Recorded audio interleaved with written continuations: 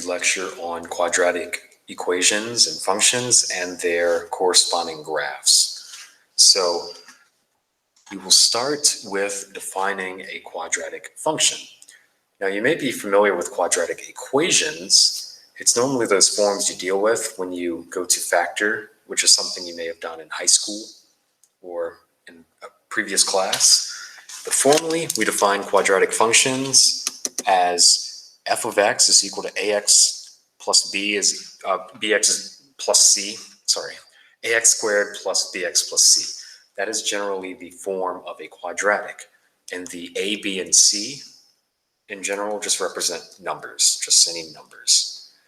And so very similar to how you would use those numbers and plug into the quadratic formula if you had to.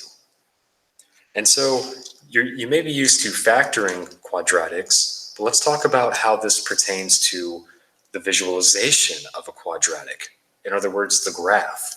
So throughout the section, we've been taking functions and viewing them concurrently with their corresponding graphs. And we're going to do the same thing for a quadratic function. Now, when we move on to this definition, the first thing that comes up is the graph of a quadratic function is called a parabola. And a parabola, so the shape of this, we've actually talked about it before. A parabolic shape generally has this cup shape to it. We've talked about this we referred to this in the library of functions in a previous section, where this is the square function. So that means that the quadratic functions generally have this cup shape to them. And it's also called a parabola formally. So you might hear me say cup shape or parabola. They both mean the same thing. So this parabola could possibly face upwards or downwards depending on one criteria. It depends on whether the leading number in the quadratic is positive, which means the parabola would face upwards. And that's what it goes on to say here. They say concave up and then concave down if the leading number is negative. So that's all you have to visualize, or all you have to identify to determine which way the parabola faces. Now, dealing with these cup shapes that face upwards or downwards, we notice that there is, for an upward facing parabola, there's a minimum point, and for a down facing parabola, there's a maximum point. Now, in either case, this point has a special name. You might foreshadow down here, it's the vertex. So the vertex is the highest or the lowest point of a parabola, depending on whether it's facing up or down. And so visually, I think it's pretty easy to determine that, but what about algebraically? And so algebraically, the vertex, well, it's a point on the graph, so it's an x coordinate and a y coordinate. And the way we find the x coordinate is by using this formula right here, negative b over 2a, where the a and the b are values from the quadratic. So that's how you find the x coordinate. And the y coordinate is simply by plugging that x coordinate back into the function, and that's how you would get your y coordinate. So x coordinate is negative b over 2a. Y coordinate, you plug in x is equal to that number you just found, and you determine y from there. Additionally, there is something called the axis of symmetry, and that is a straight vertical line that intersects the parabola right down the middle. And so the axis of symmetry is the equation x is equal to whatever the x coordinate of the vertex is. And that's it. And we'll talk about all of these concepts in the next few problems. So let's go ahead and do that to give some context to these concepts. So we'll start off with example 1. It simply says, here's some quadratic equations, some quadratic functions. Let's go ahead and plot them. Now, with part 1 here, it's written in a very particular form. So x plus 2 quantity squared minus 2. that is written in a form to where the transformations are very apparent. It makes this first quadratic here basically a problem just like from the previous section. And as such, we can determine the horizontal and vertical shift really quickly. So remember from the previous section that a number that adds to the x directly, that will determine left or right behavior. And so we will say what that is over here. So this will be to the left 2. And remember, it's to the opposite. So when you add 2, you have to go the opposite direction. And so the other transformation I see is down 2, because we are subtracting 2 from the function as a whole. That 2 is not next to the x directly. And I don't see anything that would imply compression or stretching. I don't see anything that implies reflection at all. So these would be the only two transformations. And so what you will see when you interact with this graph, the first few parabolas that you will graph, that table will come up just like from the previous section where it asks you to find the vertical shift, the horizontal shift, any reflections, and any compression or stretching characteristics. So as long as you pick the options that bring you to the left 2 and down 2, it will take that parabola shape and it will bring it, well, exactly to the left 2 and down 2, which is perfectly what you want. So that means the parabola will sort of sprout from this vertex at that point that you just found.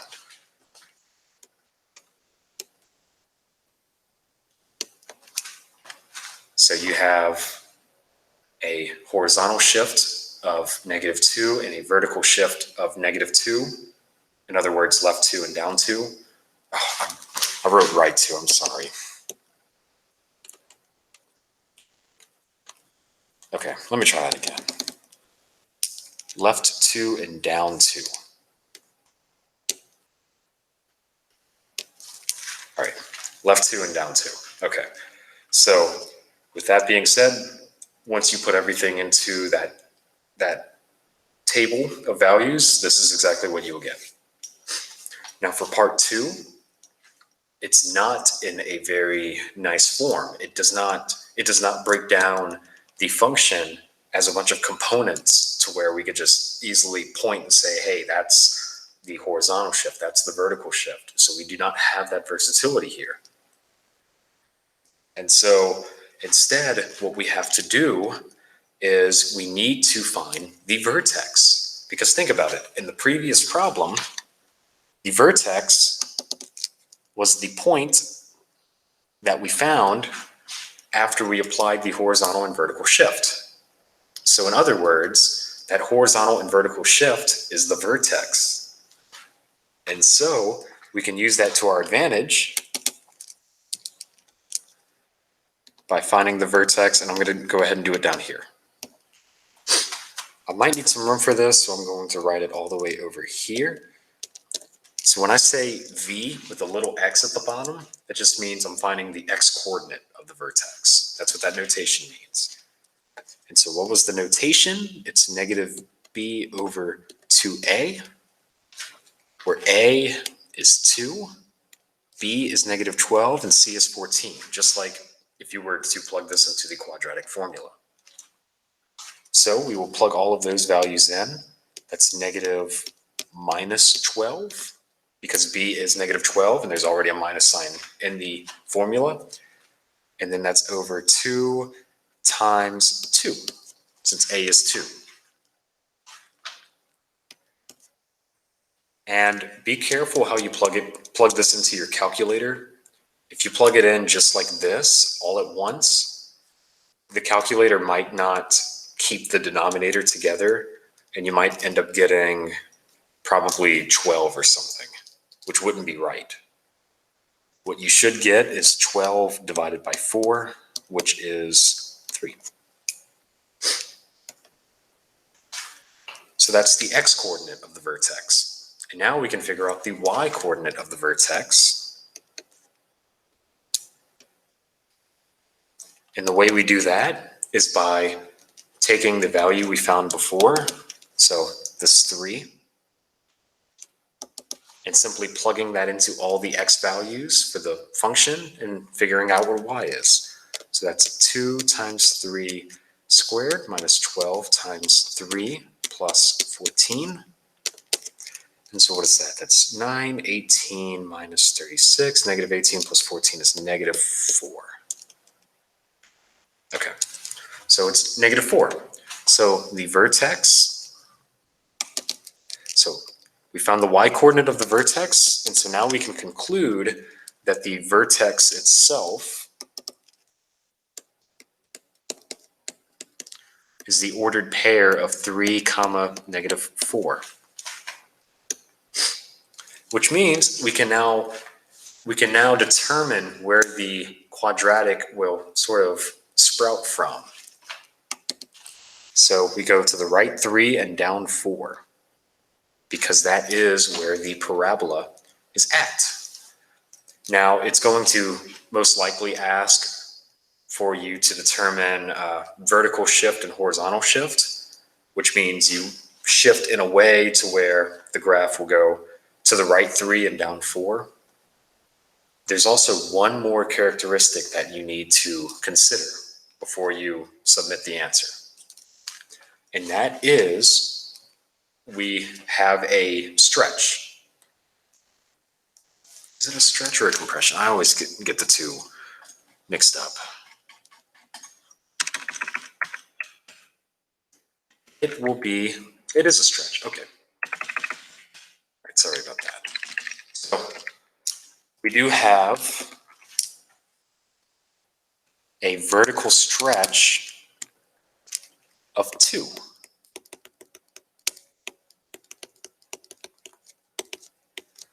And that's simply determined by the leading number, which also helps us determine whether the parabola is facing upwards or downwards. Since the number is positive, faces upwards. So, again, if you plug in all of those values, we just break off those two just to distinguish them. But once you break those off, we get a kind of more narrow parabola like that. It won't be as wide as something originally. In fact, when you replace the vertical stretch with 2, you should notice it come in a little bit more. But other than that, that would be part 2 here. So as we scroll down, so these problems only wanted us to find the graphs. All right, cool. But now for the problems following, they want us not only to determine the graph, but they want us to determine the domain, the range, increasing and decreasing once we have the graph. And for example 2 here, I think this problem comes up a little bit later in the homework, but I think it makes a good warm-up problem for this set of questions. So the first question is to graph this. And what you may notice is when you interact with the graph for these remaining problems, it's not going to have that tool that comes up. So what happens is when you interact with it, it wants you to plot a point, and then it wants you to plot a second point. So it wants you to plot 2 points, and it will build the parabola for you. So we need to find the first point. We need to find, for all of these problems, the first thing we will have to do is find the vertex, no matter what.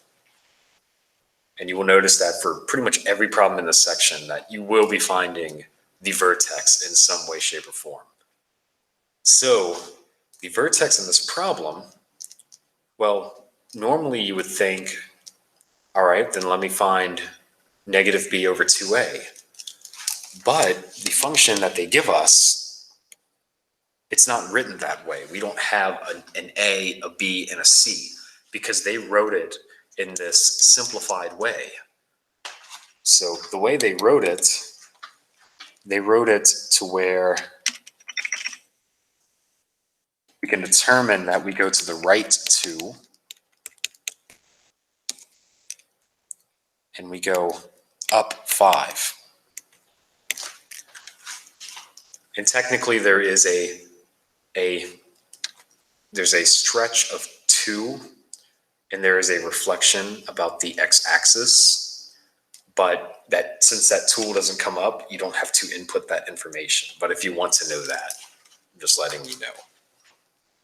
So if we go to the right 2 and up 5, they are telling us what the vertex is. So it works out very nicely. We don't even have to use the formula because since we know what the transformations are in terms of the shifting, so it goes right 2 and up 5 because that's where the vertex has to be.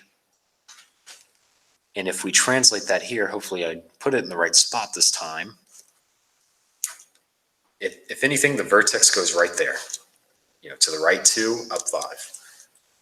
And from here, now we need to figure out, so as I mentioned, the way the interactive graphing tool will work is it makes you find a second point. And once you find that second point, you're done.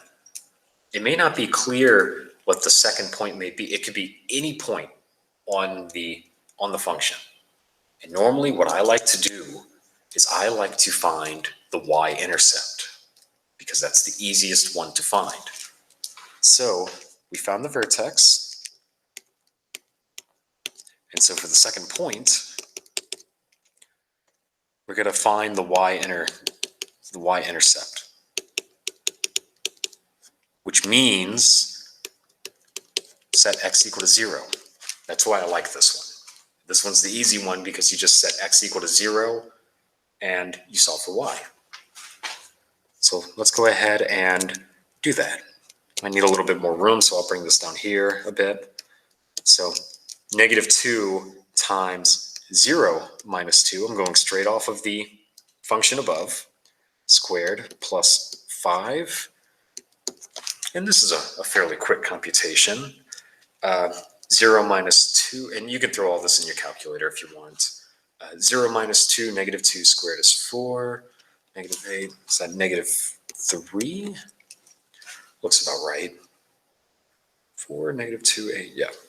So we have found the y-intercept. So when we plugged in 0 for x, we found -3 for y. And now that gives us an ordered pair that we can plot right here. And once you plot that second point, then we have enough information to be able to plot this thing.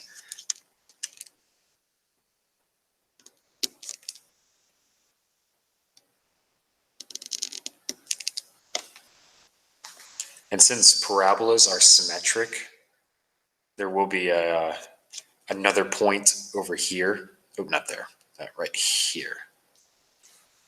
Since parabolas are symmetric with respect to that axis of symmetry. Okay, so we found 2 points. We found the vertex, and then we found the y-intercept. And then those 2 points alone will, my math lab will take care of the rest. So from here, we're going to use this graph to figure out the domain and the range, and then we'll use it to figure out increasing and decreasing intervals. So the domain and the range, we'll start off with the domain. The domain, well, for this whole section, I'm just going to ruin the fun. The domain of any quadratic equation or of any quadratic function is all real numbers, always.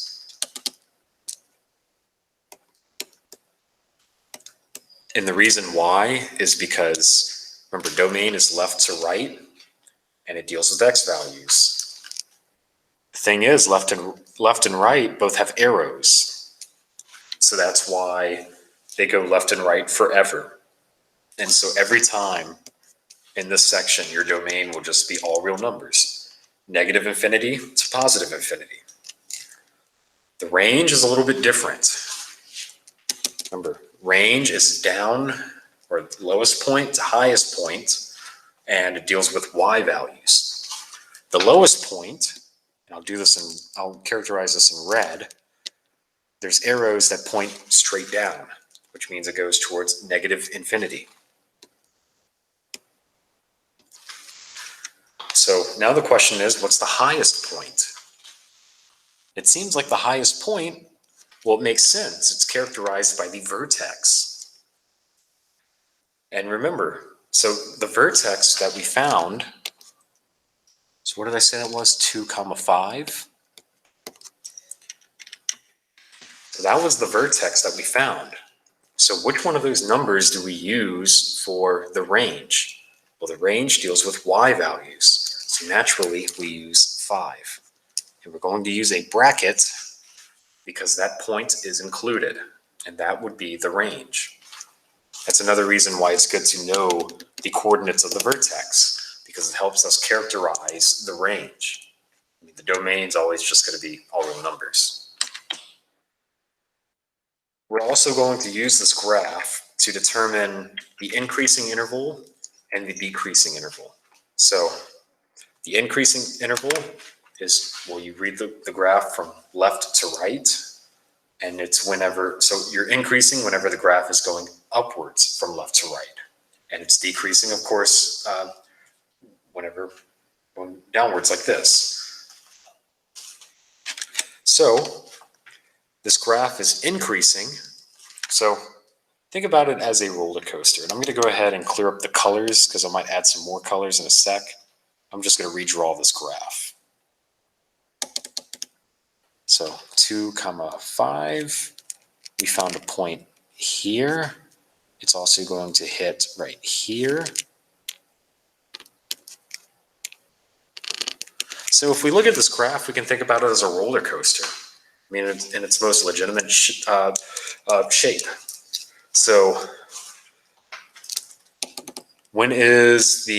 so if we think about this as a roller coaster, when is the height increasing? When are we going upwards? And the upward direction, I'll go ahead and do this in the color red. We're going up here. And it stops, of course, at the peak. So that color, that red coloring that I used, that is the increasing interval. Now, I mentioned about the increasing interval from previous sections. We use the x values to characterize this, and we never use brackets. So with that red part I just shaded in, the leftmost part would be negative infinity. In the rightmost part, so the rightmost part goes back to that vertex. But remember, increasing and decreasing uses the x values. So that's why we're going to use the 2 here. And that would be the increasing interval. Decreasing pretty much picks up where that one left off. And I'll use this in the color blue. So the color blue, that's where it's decreasing. That's, of course, if you think about it as a roller coaster, that's where the height is going downwards. And so, again, for increasing and decreasing, we think about left to right, x values, and we never use brackets. That blue part that I just shaded, what's the leftmost part? It's the vertex here. What's the x value of that vertex? It's 2. And then it goes to infinity because the rightmost part is an arrow. So we have infinity. So that would be the decreasing interval. So let's go ahead and move on to another example. And notice now they're asking for even more things. So for this quadratic function here, they want to know all these various characteristics about this function. And so the first thing they ask, first let's acknowledge that the function is x squared minus 6x plus 9, which means it's not broken down for us in that nice way to where we can't just instantly figure out the shifting or the vertex. We have to go and figure it out ourselves. But for part A, it starts off by asking if the graph opens, it's looking for up or down. And it's looking for virtually what is the sign of the leading number. Well, the sign of the leading number the leading number is 1. It's understood to be 1, which is positive. So because of that, the graph opens up. Just simple like that. The vertex, so now this is where we go and figure out the x-coordinate and the y-coordinate. So the x-coordinate of the vertex, that is negative b over 2a. If we look up here, we see that a is equal to 1 and b is equal to negative 6, which is what we get from the quadratic over here. Again, it's just like if you were to plug this into the quadratic formula. You would ask for a, b, and c. Just so happens here, we just need a and b. So this is minus negative 6 divided by 2 times 1. And if you put everything in correctly, you will get positive 3. So if anything, the x-coordinate is positive 3. To figure out the y-coordinate of the vertex, you plug that 3 that we just found back into the original function, and we figure out what y is. So now that's 3 squared minus 6 times 3 plus 9. And so that's 9 minus 18 plus 9.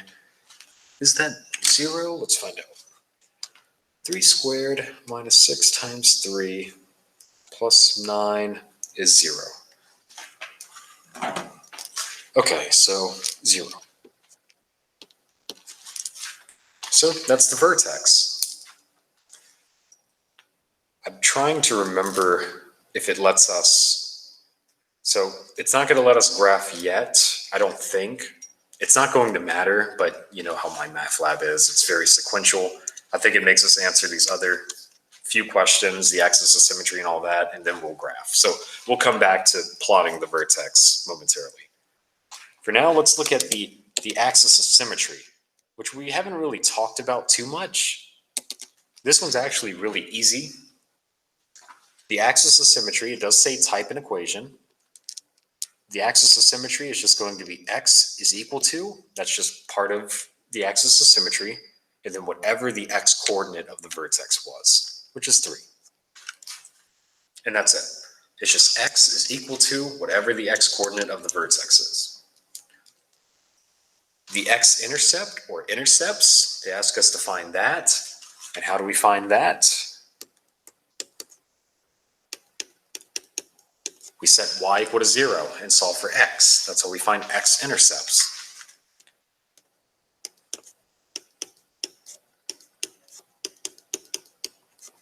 So now we get 0 is equal to x squared minus 6x plus 9.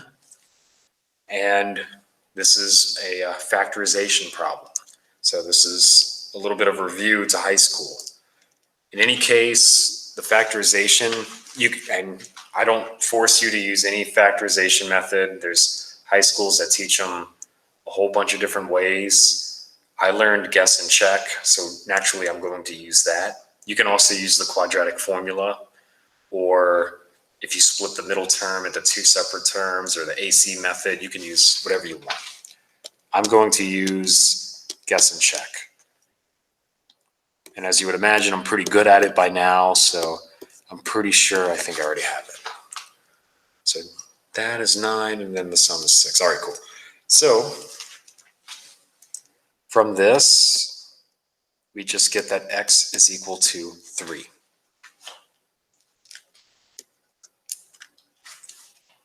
And this actually makes sense because if you look up, notice what our vertex was, 3, 0. And that 0 in the y component, or being the y coordinate, would automatically imply that the x value is an x-intercept by definition.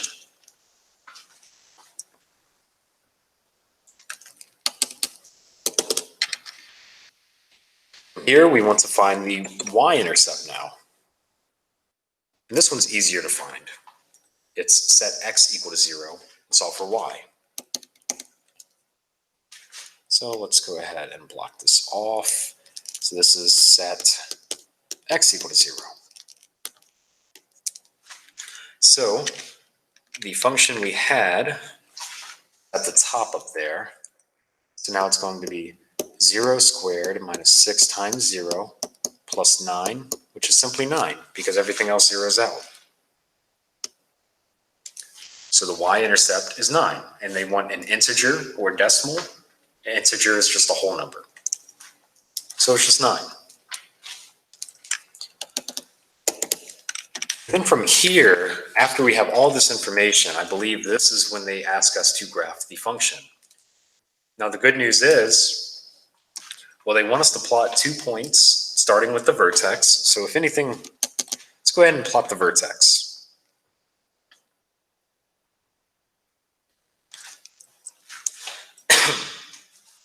So the vertex is 3, 0. We went ahead and plotted that. Now with this graph, as I mentioned in the previous problem, is all we need to do is plot any other point. And we have plenty of them. We have the x-intercept, which, well, we can't use that one here because we already plotted the x-intercept. It is the vertex. So the y-intercept is 9.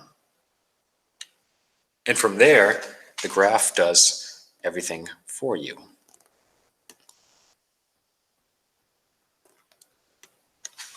So you don't have to put in any sort of shifting criteria, characteristics, or anything like that. You don't have to put in compression or stretching. 2 points, that'll do it.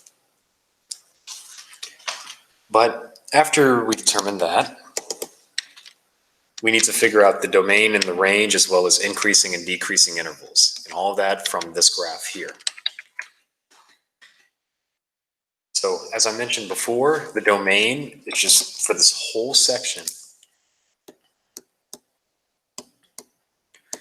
is negative infinity to positive infinity.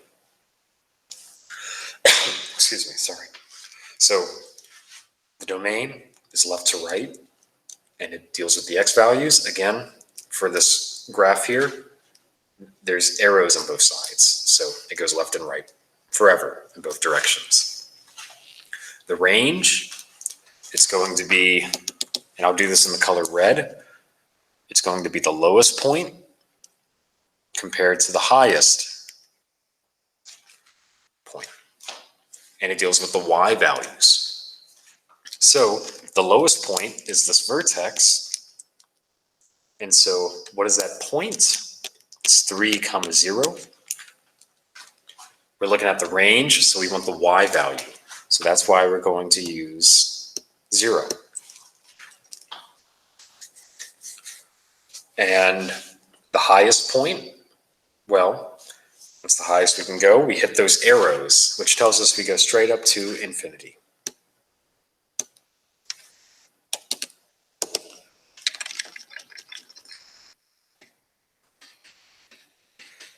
So part C wants us to determine the increasing and decreasing intervals and put that in interval notation.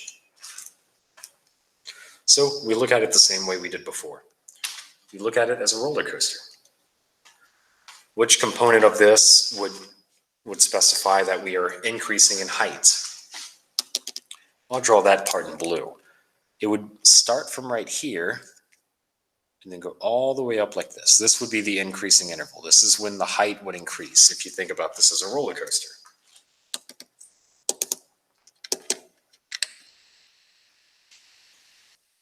So,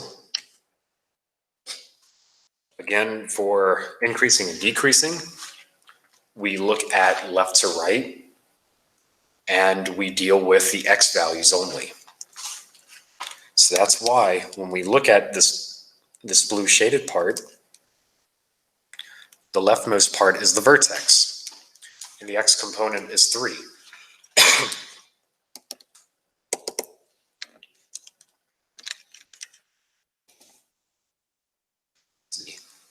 Leftmost part is 3, and again, we just use parentheses. We never use brackets for increasing or decreasing. And the rightmost we go, we hit an arrow, which tells us positive infinity.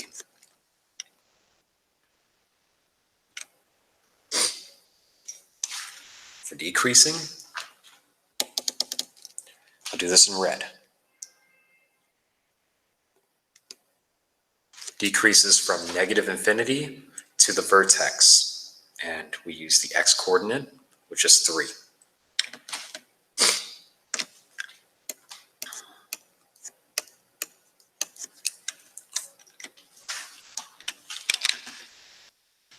So that would be the decreasing interval.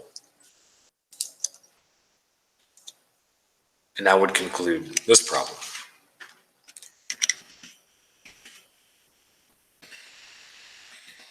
All right, so let's go ahead and move on.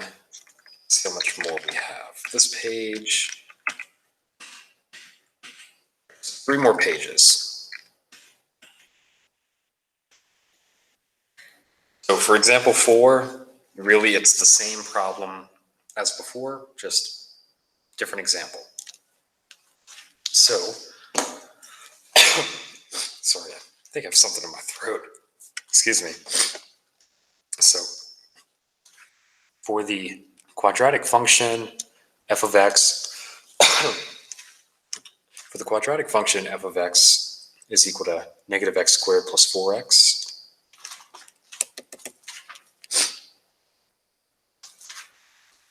We're going to figure out the same things that we figured out before. Starting off with, does this graph open upwards or downwards? So the way we determine that is by the leading number. The leading number is -1. So a negative number implies downward shaping. So opens down.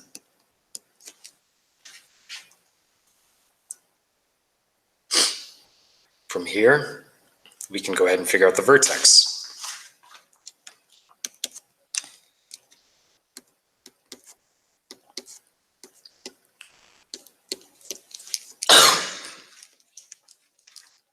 So the x-coordinate of the vertex is -b over 2a, as we did before. Here we can see that a is -1 and b is 4. So let's go ahead and plug this in.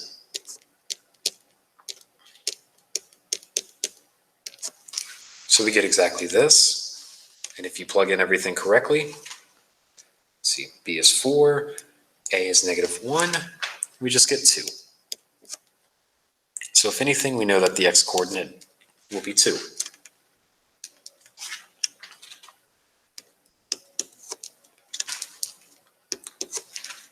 The y-coordinate, we simply plug 2 back into the original function and solve for y.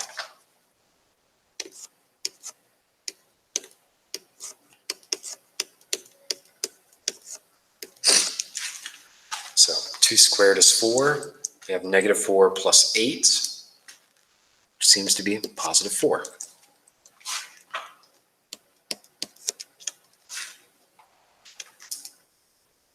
So 2, and then we plug 2 back in. And again, we'll graph after we figure out these other characteristics.